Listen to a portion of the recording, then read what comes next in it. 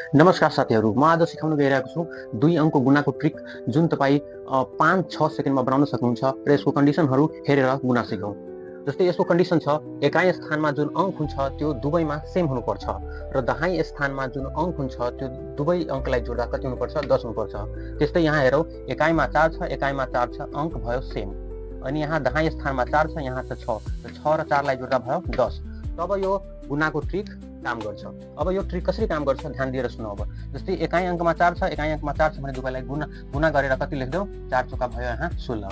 अब दाहाई यहाँ पहिलो दाहाई स्थानमा जुन अङ्क छ त्यो दुवैलाई गुणा गर्ने। 6 चौक कति भयो 6 चौक भयो 24 अनि 24 मा यो 4 जोड्देऊ। 24 4 कति भयो 28। त्यस्तै यहाँ एकाइमा 8 छ, 8 छ गुणा गर्देऊ 88 कति भयो 64।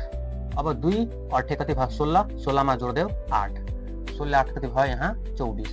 त्यस्तै यहाँ 7 7 49, 49 को 49 लेख्देऊ अनि यहाँ 9 एकान 9 आ 9 मा जोड्देऊ 7, 9 7 भयो 16, 9 7 भयो 16।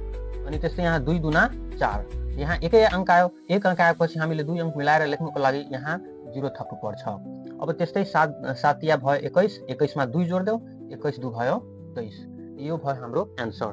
Thank you for watching this video.